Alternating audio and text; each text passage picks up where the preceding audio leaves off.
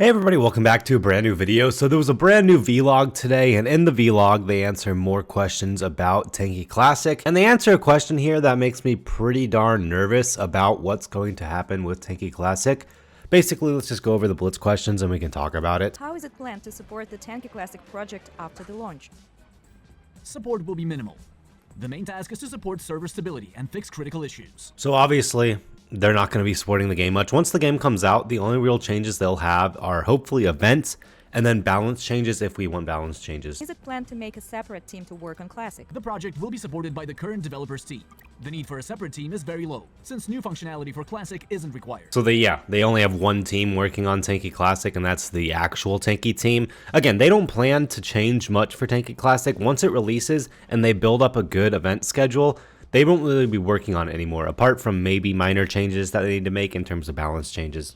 What is the number of online players expected on launch? Some players expect 30 to 50k online, but the developers' expectations are lower. Yeah, I think the developers are expecting around 5,000 concurrent players when it first comes out. I could see it getting up to 50,000 maybe, but after the honeymoon phase, like 6 months in, it'll probably be around 5 to 10,000. I mean, it'll probably be more than normal Tanki. You just take a look at the Tanki ripoffs, and those usually have a few thousand people playing, so we'll see what happens. As long as we get fun events, I think it could be really successful. Will there be... Okay, this is the question. This is the question that they answer that...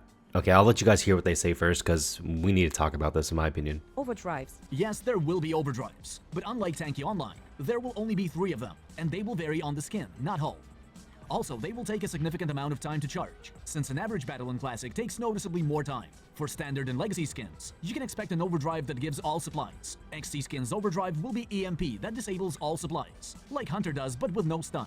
And finally, rare prime skins will have a repulsor overdrive that pushes tanks around it like a juggernaut would. Alright, so you heard it. We're getting overdrives in Tanki Classic. Now, I am not a fan of this. On one hand, if you only gave the overdrives that allowed you to get supplies, I might be open to that, because I think the original overdrive system that came to the game was actually relatively fun. The system where you got all your supplies when you used your overdrive. That was fine. It wasn't too OP. A lot of people saved them for golds. Overall, I thought that was the most balanced form of overdrive, and I truly enjoyed that the most, so I wouldn't mind that coming to the game. Now, here's where I do dislike it. So, for legacy skins, you get the all-supply overdrive like we usually know. For the prime skins, you get the explosion or that blast effect that Juggernaut overdrive has, which I guess isn't the end of the world. It doesn't do any damage, so it's more so fun to use for golds, I guess. I'm not a huge fan of it, but it's not the end of the world since it's not actually a super big bonus, because sure, you can push someone back, but that's not dealing damage to them. That's not that bad of a bonus. But on the XT skins, you get the EMP effect without the stun. This is the one that makes me very, very concerned, because you're getting close to current Tanki stuff that's going on. I don't think we should be getting an overdrive that removes people's supplies. That's just, in my opinion, not fun. It's getting way too close to what we have in current Tanki, and I think it could be a massive detriment to Tanki Classic if it's not properly introduced. Now, personally for me, I think all the XT skins should just have that single supply overdrive, so no matter what skin you're using, you get the same overdrive. Because now we're turning kind of into it where I have to use this certain skin even though I don't want to, because it has the best overdrive. Like, say I wanted to use a legacy skin, but XT skin overdrives are the best benefit, so I'm not going to use any of those skins. There's just a lot of problems that come with adding certain overdrives to certain skins.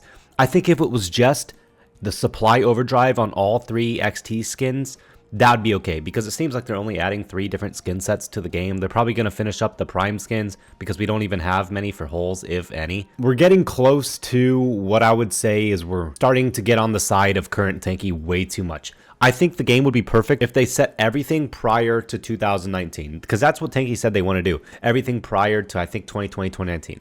And you had overdrives added in, what, 2019 maybe? And I don't think the EMP overdrive was added until 2020, 2021.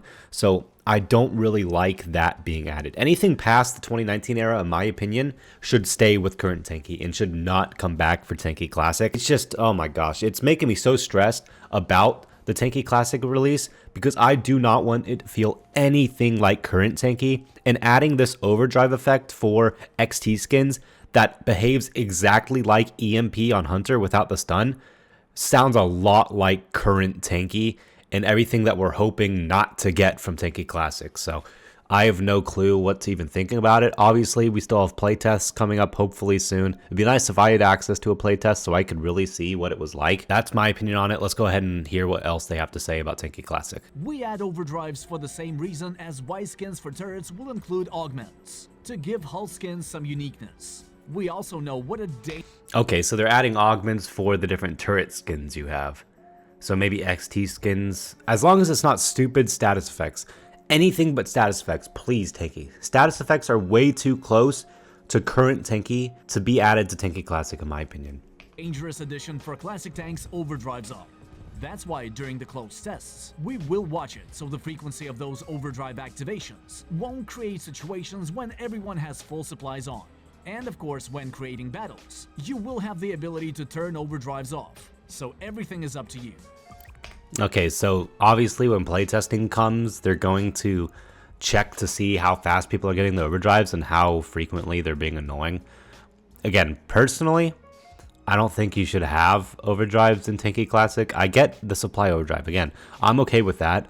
I don't like the EMP effect. And as long as Tanki makes it where you can maybe only get it once every 15 to 20 minutes, that might be more usable. But if you can get it every 4 or 5 minutes, I think that's too frequently. So we'll wait to see until playtesting comes to see how bad it actually feels and looks, and maybe compares to normal Tanki. Because again, the closer we get to normal Tanki with these like EMP changes and additions, the worst territory I think we're getting into, and I do not want that to happen to Tanki Classic, is basically just add stuff and make it feel like normal Tanki. Adding a uniqueness to the skin to make people want to get it. I mean, the skin is the uniqueness, is it not? I mean, now that you're adding all the MO through M3 skins, those already have their own uniqueness, and then wouldn't the skins be their own? I don't see why you have to add something to the XT or to the skin in general to make it more fun. I mean, the skin itself is the fun part. I don't know. Upcoming project. Meanwhile, we will make a big topic with them to sum up everything about Classic.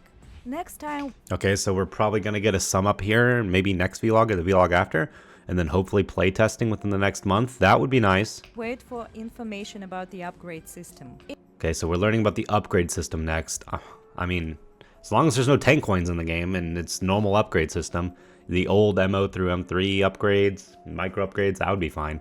As long as they don't add what they have currently where you have to spend tank coins to finish the complete upgrade, I think that's will be a fine system. We'll see what they end up saying next vlog or next time they answer questions.